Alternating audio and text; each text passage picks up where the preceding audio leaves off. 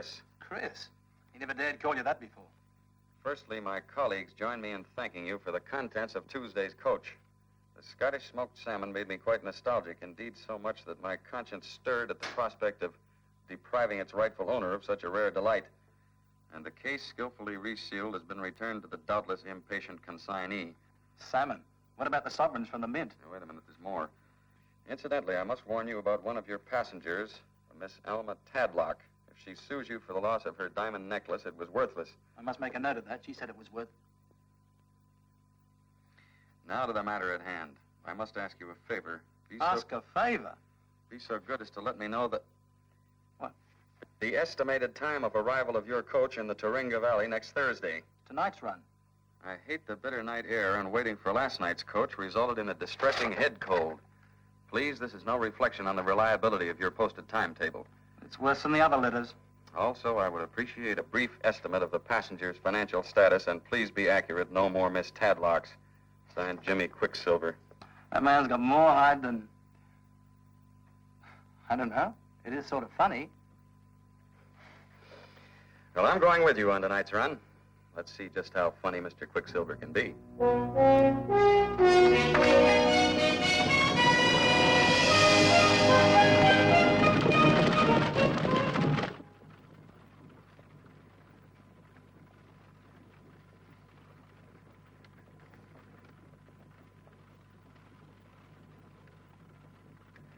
Now, Enid, my dear, you'll ruin your eyes. Put it away, put it away. I've seen it, Alex. Seen what? About this Quicksilver man. It says here that he's robbed 5 Cobb coaches in the last month. Probably hundreds of miles away from here.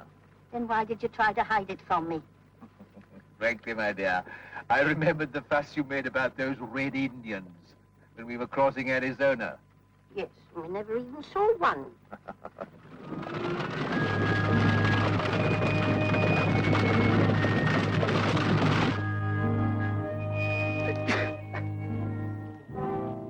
Let's go.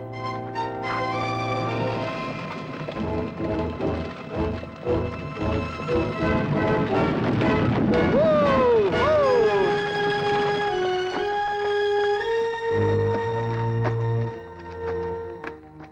That's a pretty old trick. Quicksilver usually has more imagination. Keep your eyes open. Cobb, what is it? Get down on the floor, Sir Alex, both of you, please.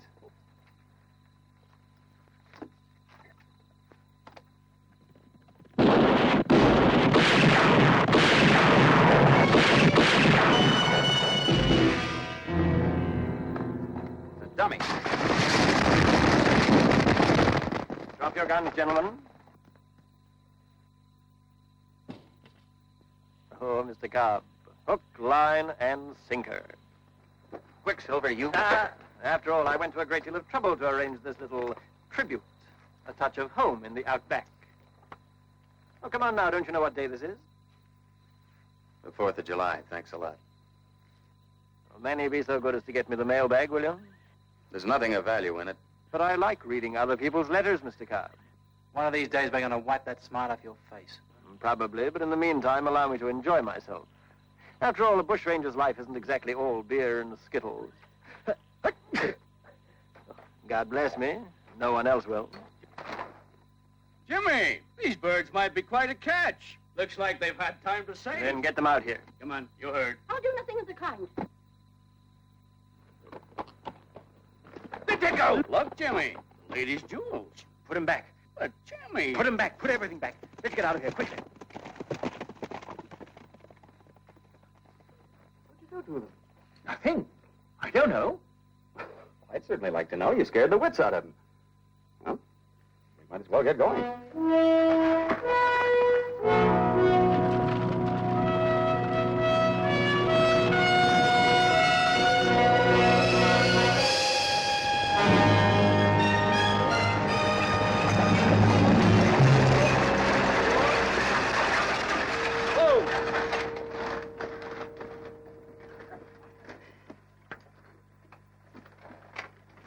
There we are. Cobb, I wonder if you could do us one more favor. Well, if I can, Sir Alex. Could young Dan drive us on up to the homestead? It's about an hour from the town. Well, certainly. What's the name of it? The Randalli? Lord knows how you pronounce it. I don't know it. Yeah, I got it written in this letter. There. Narandali. Dan, you know this place? No, never heard of it. Is it a big place? Well, my nephew said it's about the size of Sussex. Oh, roughly 60,000 acres. Well, I knew all the stations around here. Well, they can probably tell us in the hotel, and I'm sure Lady Glinda could use a cup of tea. Mr. Cobb, after that extraordinary encounter last night, I could use something a little stronger. Thank you, Cobb. Right here? Thank you. Good morning, Willie. Morning, Mr. Cobb. He had a good, clear run last night. More or less, yeah. Listen, I'm trying to find out... Just as well. Traveling royalty, eh? Oh, not quite. They're here from England to visit relatives. Listen, they have to go on to Narandali. Which way is it? Is it a town? No, it's a property. Some people named Watling. Not around here, Mr. Cobb. That's what I said. Well, it's got to be. Sir Alec showed me a letter from his nephew. Says it's about an hour out of town. Mr. Cobb, I know every station, every family within 200 miles. There's no Narandali and no Watlings. Thanks, Willie. This is crazy. How could they get mixed up over a thing like that? I don't know. 60,000 acres just don't disappear overnight. There's something funny about those two old birds.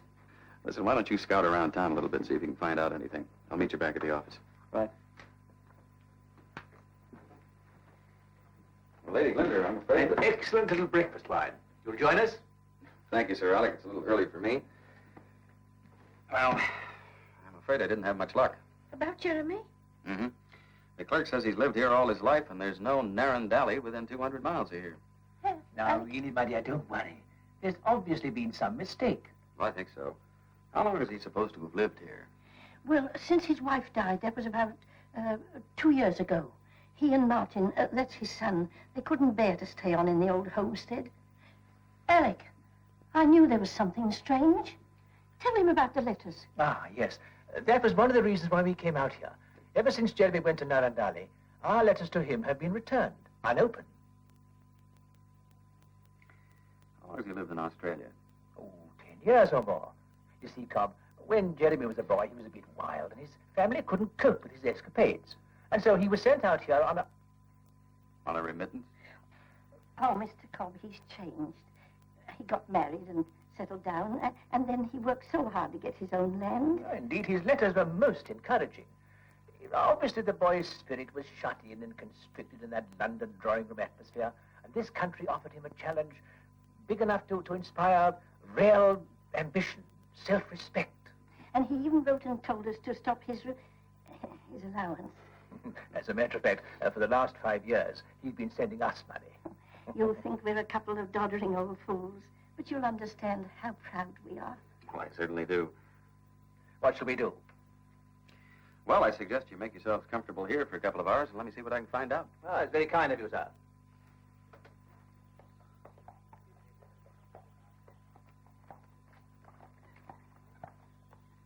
Hey, mate. Excuse me. Heard you asking them about Narandali. That's right. Beautiful place. You know it. My brother's a drover out there. Beautiful place. People called Watling. Yeah, that's right. Mr. Jeremy. Fine chap. Nobody else ever heard of it. Yeah, well, Mr. Jeremy, he kind of likes to keep to himself. Very high-class sort. Kind of above the town folk here. Just a minute. You know where the place is? Yeah. Was out there the other day, matter of fact. Homestead's way out on a headland. You should see the view. Beautiful place. Look, Watling's aunt and uncle are in town. They're trying to locate him. That's so. Heard Mr. Jeremy had folks back in England. Say, isn't the old boy a baron or something? I remember a story about. Listen, can you tell me how to get out there? Yeah, sure. It seems that this uncle of Mr. Jeremy... I mean now. You want to go out now? That's right. I want to go out now. Yeah? I can do that for you. We'll have to pick the others up at the hotel. All right, lad. Only too pleased. It seems that this uncle of Mr. Jeremy's gets up on his hind legs in Parliament and, large as life, the old geezer asks for this bill that will allow women to vote. You sure you want to go out now? How many times do I have to tell you? I want to go out now. All right.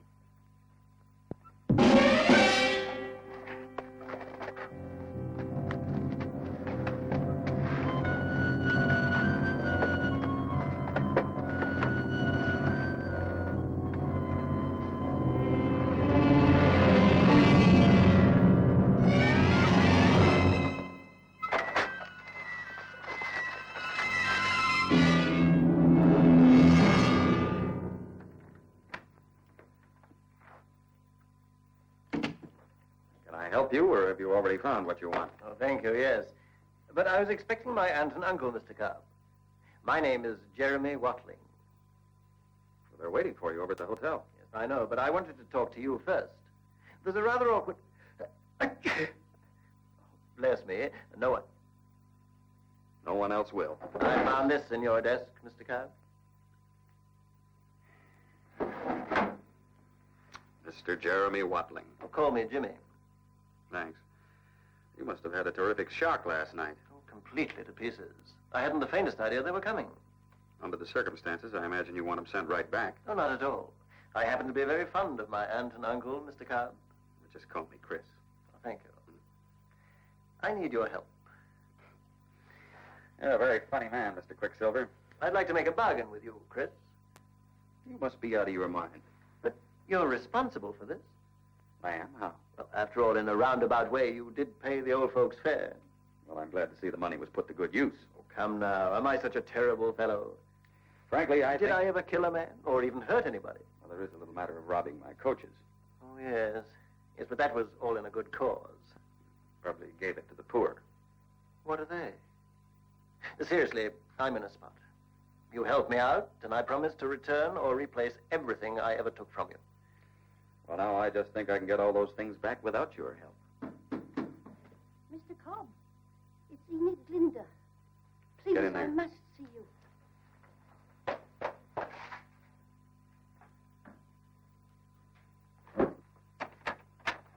Come in, Lady Glinda. Come in. Mr. Cobb, I know this is none of your concern, but I beg you to help us. You see, there's another reason why I want to find Jeremy quickly. You see, Jeremy's mother is very ill in London. She's Alec's sister, and they're very close. He doesn't know how ill she really is. When I left her, she took my hand, and she said the only thing she wanted before she died was to see Jeremy and the boy. You see, Martin's the last of our whole family. He's her only grandson, and she's never seen him.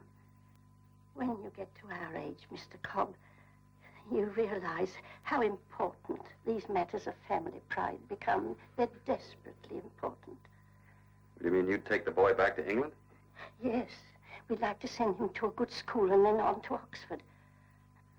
But, Mr. Cobb, the time is getting so short, and we've come such a long way. Lady Glinda, I promise I'll do what I can. Will you wait for me at your hotel? Yes.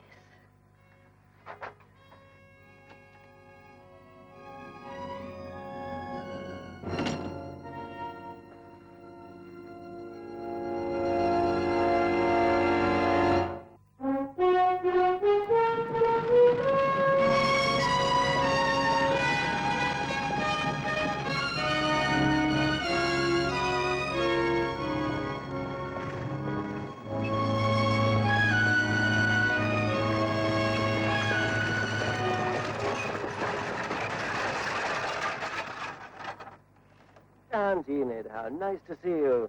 That's it. Down we go. How nice. And this is Martin. Oh, Martin. Well, welcome to London. How are you, dear? And there's Martin. How are you, Martin? Oh, what a view! Wonderful, isn't it?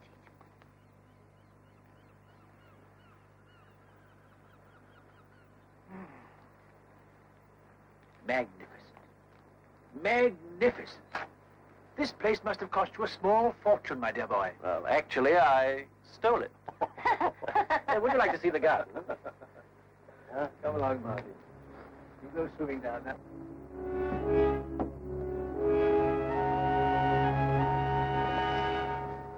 And with Martin back home for the school holidays, well, what more could I wish for? I would like to see the rest of the house. Martin, would you take us and show us round? As a matter of fact, we want to have a little talk with you. Don't we, Alex? Oh, yes, yes. Come on, my boy.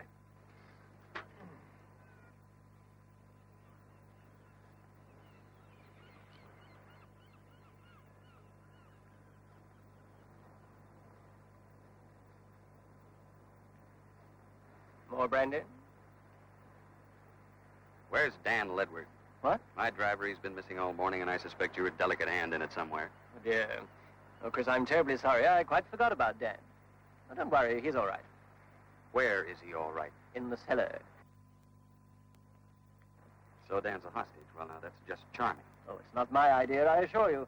But you can't expect my associates to understand a gentleman's agreement.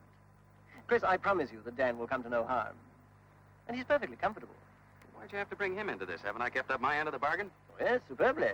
But Dan will be released the moment that my aunt and uncle leave. Oh, come on now, Chris. Don't you trust me?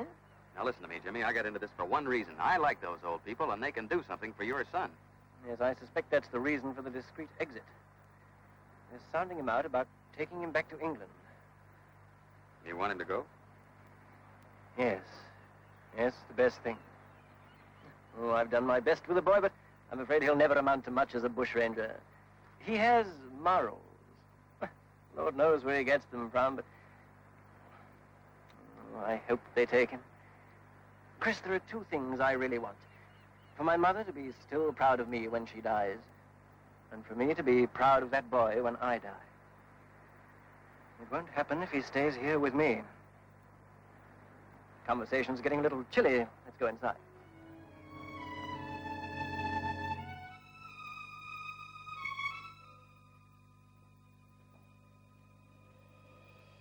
All right, Quicksilver, this is it. Dan, my boy, didn't you like the cellar? Now cut the jokes. Where's Chris? I hope changing for dinner. So he doesn't know about you, eh? Now, what can I get for you?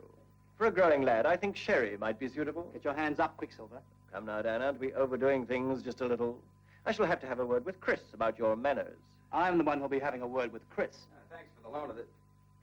Oh, hi, Dan. I thought you were in the cellar. Huh? Yeah, Mr. Watling told me. He told you. Hmm? You're up changing into your fancy clothes when you knew I was... Oh, now, calm down. I knew you were all right. He explained. Chris, you know who this is? Uh-huh. Jimmy Quicksilver. I know. Now, put the gun away. You know. I'll explain everything to you on the way home.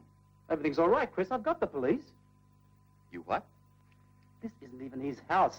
The real owner's locked in a cellar with What did you say about the police? I got out through a window, pinched one of their horses, and rode into town for the constable.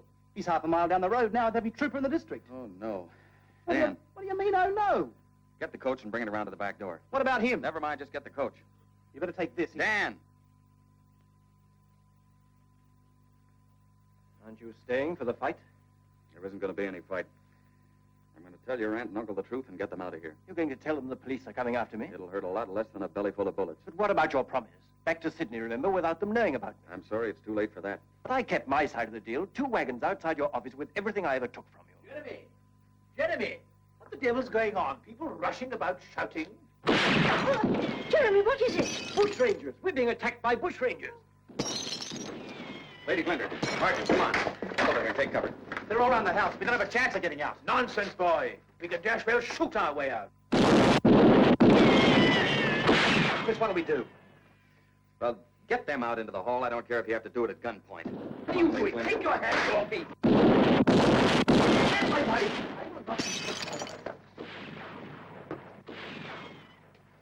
All right, give me your gun. Hey, now, wait a minute. The joke is over, Jimmy. Another 10 minutes, and this will be a massacre. I'll go out on the lawn and head them off. You get them out the back way. You'd be dead before you got out the door. I've got a better idea. Tell your men to quit firing. Or better still, tell them to aim high. Shoot over the heads of the police. That'll give me cover. Now, here's what I want you to do.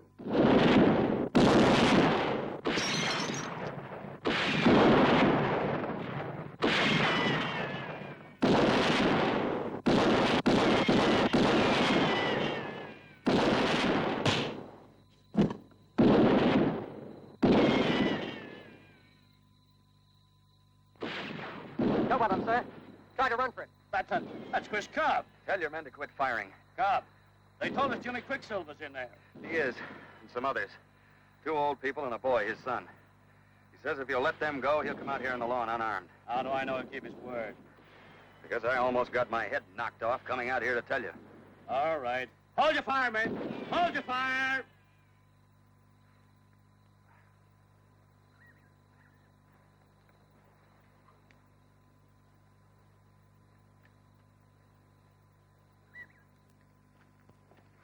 Looks like we got them, Chris.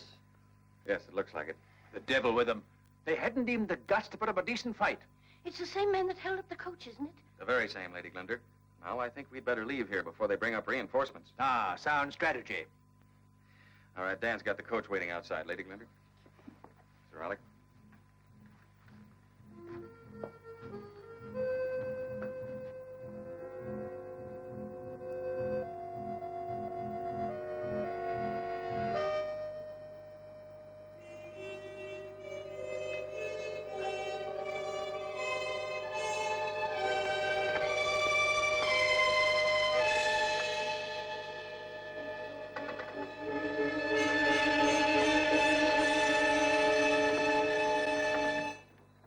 Jeremy, I'm staying.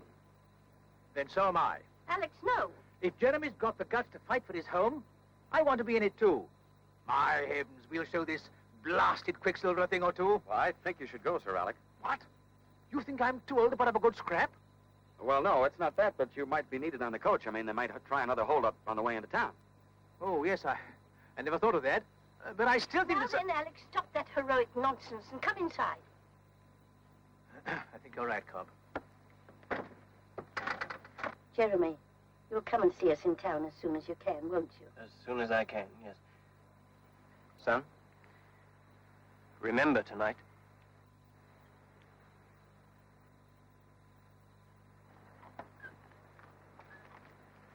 Remember your promise. It'll be kept. Good luck. All right, Dan.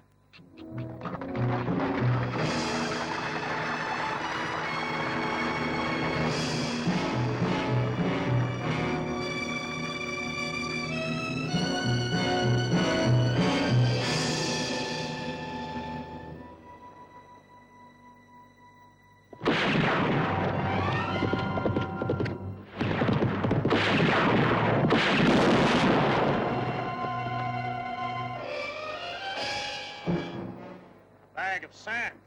Gentlemen! Well, get after him, you idiots! Cobb, you. I was a fool to trust either of you.